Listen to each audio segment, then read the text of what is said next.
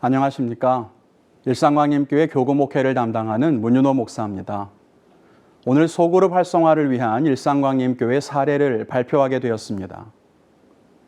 코로나19 바이러스가 처음 창궐했을 때만 해도 이 위기가 이렇게 길어질 거라고 예상한 사람 많지 않았을 겁니다. 그래서 경제계, 교육계 모두 얼마 지나지 않아 일상을 회복할 수 있을 것이다 그렇게 생각했고 그렇게 안일한 정책을 내놓을 뿐이었습니다. 교회도 마찬가지였죠. 처음 방역당국이 교회에서 예배드리는 것을 금지했을 때 이것이 마치 믿음의 지조를 지키느냐 배교하느냐 그런 문제인 것처럼 예배를 닫으면 안 된다. 아니다. 이런 위기 속에 교회가 본이 되어야 한다. 서로 첨예하게 대립하게 급급했을 뿐 정작 이 위기에서 어떻게 교회가 성도들을 거룩하게 돌봐야 할지 미래지향적이고 건강한 방안을 내놓지 못했습니다. 그런데 시간이 점점 흘러 거리두기가 길어지고 일상이 모두 멈추게 되면서 교회도 서서히 어떻게 할 것인가의 문제에 대해 집중하기 시작했습니다. 오늘 이 세미나의 자리에서 발표하는 여러 교회의 사례들 역시 그런 고민에서 출발한 시대적인 대안들이라고 생각합니다. 일상광림교회는 코로나가 처음 발발했을 때 바로 카톡으로 비대면 속회를 시작했습니다. 잠시 후에 어떻게 카톡으로 속회를 진행하는지 설명을 드리겠지만 간략하게만 먼저 소개를 드리자면 담임 목사님의 주일 설교를 듣고 각 성도님들은 그 말씀을 붙들고 한 주 동안 어떻게 살아갈 것인지 스스로 결단합니다. 그리고 주일부터 월요일까지 각 속회 단톡방에 자기의 결단을 공유합니다. 홀로 다짐하는 것보다 공개적으로 선포하는 것이 더 유익하다는 것은 모두 잘 알고 계시리라고 믿습니다. 그렇게 한 주간 결단한 것을 각자 지키며 살다가 금요일과 토요일, 이틀 동안 각자 어떻게 실천했는지, 실천했던 소감은 어떤지, 어떤 은혜나 또는 어려움이 있는지를 나눕니다. 그리고 속장과 속회 성도들이 서로 격려하고 권면하는 댓글을 달아주는 것입니다. 그렇게 카톡으로 속회를 진행하는 거죠. 각 교회에서 다양한 방법을 사용하고 계실 거라고 생각합니다. 그런데 일상광림교회가 줌이나 다른 방법이 아니라 카톡을 활용해서 속회를 운영한 데에는 여러 이유가 있습니다. 먼저는 교회의 상황 때문인데요. 교회 성도님들이 줌을 활용하는 것이 쉽지가 않았습니다. 연세가 지긋하신 어른들은 어플을 마음대로 활용하기에는 어려움이 있었고 젊은 사람들은 코로나 상황에서 자녀들이 집에서 비대면 수업을 진행하고 있었기 때문에 시간을 내어 줌이라든지 실시간으로 진행하는 프로그램에 참여하는데 어려움이 있었습니다. 게다가 일상광림교회 성도 중 직장 생활을 하는 성도의 비율이 75%가 넘습니다. 이런 상황에서 줌으로 동시간에 모임을 진행한다는 것은 어려움이 있었습니다. 줌은 모든 성도들이 정해진 시간에 접속을 해야만 하지 않습니까? 반면 카톡으로 삶을 나누는 방식은 언제든 자기가 편한 시간에 참여할 수 있다는 장점이 있었고 나이와 상관없이 가장 많은 성도들이 활용하는 툴이었기 때문에 접근성이 좋다는 것이 큰 이유였습니다. 줌으로 속회를 진행하는 경우 아마 대부분 교회에서는 속회 예배를 진행하실 겁니다. 그런데 일상광림교회는 속회의 본질이 예배에 있는 것이 아니라 성도의 교제와 직고와 같은 영적 책임을 통해 삶의 실천을 이끌었다는 데에 주목했습니다. 그래서 실시간으로 예배를 드리는 것이 최선이 아니라 성도님들이 어떻게 하면 삶 속에서 거룩한 실천을 할 수 있을까? 그 방법을 찾았던 것입니다. 그래서 실시간 접속이나 동시간대 참여하는 프로그램이 아니라 자기의 삶에 집중할 수 있는 방법으로서 카톡 속회를 진행하게 되었습니다. 그리고 무엇보다 일상광림교회는 성도들이 코로나 상황으로 인해 흩어진 이 위기를 어떻게 해서든 다시 모이게 하는 것에 집중하기보다 모이지 못하는 이 상황을 더욱 효과적으로 활용할 수 있는 방법을 찾으려고 했습니다. 줌이나 다른 실시간 프로그램들을 지향하고 오히려 흩어진 상황에서만 할 수 있는 특별한 목회 방법을 찾게 되었습니다. 유비쿼터스라고 하는 말이 있죠. 언제 어디서든 자기가 원하는 때에 정보를 얻고 관계를 맺는 것을 의미합니다. 그래서 비대면 상황이지만 언제 어디서나 속회 동참할 수 있도록 열린 속회를 만들기로 했습니다. 카톡으로 진행하다 보니까 직장 생활을 하는 사람, 아이를 돌봐야 하는 사람, 부담 없이 자기가 편한 시간에 나눔을 할 수 있게 되었고 오히려 이전보다 더 많은 성도님들이 속회에 참여하게 되었습니다. 위기를 극복하려 하기보다 오히려 위기를 적극적인 기회로 삼았던 전략이었던 것입니다. 그렇다면 카톡을 활용한 비대면 속회가 어떻게 진행되는가 설명을 드리겠습니다. 앞에서 간략하게 설명을 드렸지만 비대면 속회 진행에서 가장 중요한 것은 성도님 개인이 실천 상황을 결단하고 나누는 것, 또 속회 안에서 서로 댓글을 통해서 나눔을 권면하고 또 하는 피드백의 부분입니다. 이것을 염두에 두고 설명을 드리겠습니다.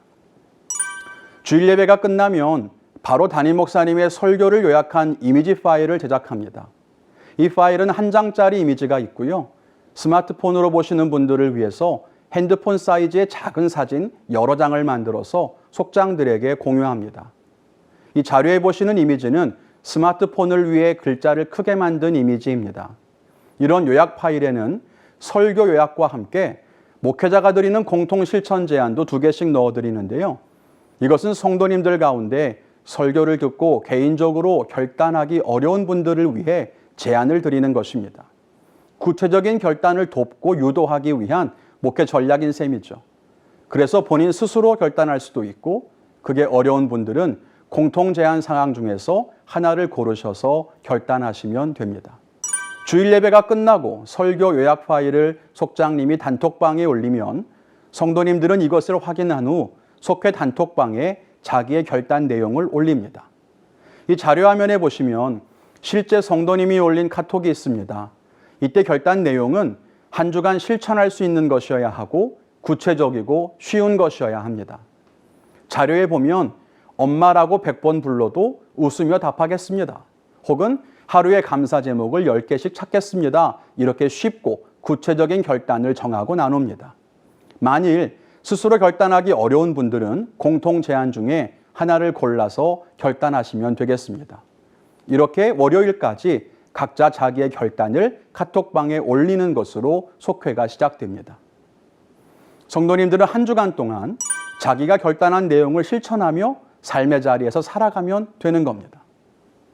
그리고 금요일이 되면 속장님이 먼저 자기가 실천했던 내용과 한 주의 삶을 나눕니다. 실천에 성공한 이야기나 은혜로운 간증뿐만이 아니라 실천하지 못한 부분이나 어려웠던 이야기까지 진솔하게 나눕니다. 그리고 속회 성도님들이 각자 자기의 실천에 대해서 돌아보면서 나누게 되는 것입니다. 가장 중요한 것은 댓글을 올리는 작업입니다. 속장은 성도들이 결단을 바르게 할 수 있도록 안내하고 지도해야 합니다. 결단하지 못한 이에게는 결단을 권면하기도 하고 결단 사항이 너무 추상적이거나 장기간을 요구하는 경우에는 수정한 제안 사항을 나누기도 합니다. 자료 화면에 보시면 믿음을 지키며 살겠습니다. 이런 결단은 너무 추상적이고 믿지 않는 가족들을 구원하겠습니다. 이건 한 주 동안 실천하기엔 어려운 결단이죠. 바르지 않은 결단입니다. 이런 경우에는 속장님이 지혜롭게 다른 대안을 제시하면 좋은데요. 믿음을 지키며 살겠습니다 했던 분에게는 오늘 설교 본문을 하루에 한 번씩 읽어보십시오. 대안을 제시할 수도 있겠고요. 믿지 않는 가족을 구원하겠습니다 했던 분에게는 양가 부모님께 전화해서 사랑한다고 말해보십시오. 이런 실천을 제안하면 더 좋습니다. 추상적인 결단은 실천을 어렵게 만들기 때문에 쉽고 구체적인 결단을 제안하는 것이 좋습니다. 또 실천을 나눌 때에도 잘하신 분에게는 격려를, 잘하지 못한 분에게는 위로와 권면을 잘 전하면 좋은데요. 자료를 보시면 매일 묵상하기로 했지만 잘 못하신 분이 있는데 이분께는 와, 이틀만 한 것도 참 대단하다. 다음엔 더 잘할 수 있을 거다. 이렇게 응원하고 격려하는 댓글을 남기면서 위로해 줍니다. 또 이 화면에 보시면 화를 안 내기로 했다가 실패한 분이 있는데 이런 경우에는 저녁에 잠깐 나가서 따로 산책하며 기도해 보십시오. 이렇게 권면함으로써 화를 다스릴 수 있는 새로운 대안을 제시할 수도 있을 겁니다. 이렇게 댓글만 잘 달아도 성도님들의 신앙생활은 힘을 받을 수 있고 좋은 가이드를 얻게 되는 겁니다. 일상광림교회는 속장들이 바르고 건강하게 댓글을 달 수 있도록 사전에 속장 모임과 속장들만 대상으로 하는 속장 속회를 운영함으로써 교육과 훈련의 과정을 거쳤습니다. 카톡을 활용한 이런 비대면 속회는 앞에서 말씀드린 것처럼 많은 장점들이 있습니다. 성도님들이 편한 시간에 접속해서 참여할 수 있으면서도 서로 친밀한 댓글을 통해 교제가 가능하다는 점입니다. 단톡방에 알림을 꺼놓도록 안내를 한다면 성도님들은 밤낮 상관없이 편하게 자기의 삶을 나눌 수 있을 겁니다. 또한 코로나 이전에 예배 중심이었던 속회에서 오히려 삶의 결단과 실천 중심으로 전환되면서 성도들의 삶의 변화가 일어나고 훈련된 속장들의 댓글을 통해서 오히려 깊은 교제가 가능해졌습니다. 특히 말을 할 때보다 더 신경 써서 글을 쓰다 보니까 더욱 신중하고 절제하는 측면이 있다고 성도님들이 이야기하십니다. 마지막으로 카톡을 활용하는 이런 방법은 다른 다양한 프로그램으로 연계할 수 있다는 장점도 있습니다. 실제로 일상광림교회는 같은 방법을 통해 12주 동안 전교인이 릴레이로 기도하는 릴레이 기도회를 진행했었는데요. 기도회에 참여하는 숫자대로 기부금을 모아서 코로나 기간 중임에도 불구하고 불이웃을 돕는 데 많은 액수를 기부할 수 있었습니다. 또한 현재 성경 통독을 진행하는데 평상시라면 참여하지 못했던 성도님들이 많이 참여하면서 오히려 더 많은 분들이 동참하고 있습니다. 이런 프로그램들은 지금은 다 설명드리지 못하지만 도움 필요하신 분들이 계시다면 나눌 수 있겠습니다. 이렇게 많은 장점들이 있음에도 불구하고 어려움이 있습니다. 가장 큰 약점은 바로 피로감입니다.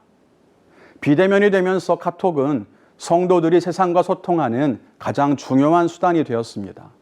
그래서 가족, 친구, 직장에 관련된 모든 소통의 창구가 카톡으로 집중되는 상황이 2년 가까이 지속되고 있기 때문에 교회마저도 카톡으로 소통하는 것에 대해서 피로감을 줄 수 있고 임팩트가 떨어질 수 있는 거죠. 이를 해결하기 위해서는 교회의 공지를 최소화할 것, 속회 카톡의 나눔을 더 깊고 풍성하게 할 것, 성도님들의 적극적인 반응을 유도할 것, 이런 방식으로 어느 정도 극복할 수 있을 겁니다. 또 하나의 약점은 글로 나눔을 하는 데에서 오는 어려움입니다. 평소 대화를 통해 나눔을 하는 데 익숙한 성도들은 글로 자기의 이야기를 쓰는 데에 어려움을 겪기도 합니다. 자기 생각을 글로 쓰는 부담, 스마트폰 자판으로 써야 하는 어려움 등이 있죠. 때문에 결단과 나눔을 너무 길게 써야 한다는 부담감들을 교회에서 덜어주고 짧고 간결한 소통을 보장해 주는 것이 필요할 것입니다. 카톡은 많은 성도들이 가장 손쉽게 접근할 수 있는 소통의 툴인 것은 분명합니다. 현재 카톡에서 간단한 교제나 교회 공지를 전달하는 정도는 활용하고 계시리라고 생각합니다. 그러나 카톡에서 성도들이 오히려 적극적인 참여를 할 수 있도록 조금만 지도한다면 충분히 깊은 교제를 나누고 이를 통해서 신앙의 성장을 이룰 수도 있을 것이라고 생각합니다. 일상광림교회 사례 발표는 여기까지입니다. 여러분들에게 작은 도전과 도움이 되었기를 바랍니다. 들어주셔서 감사합니다.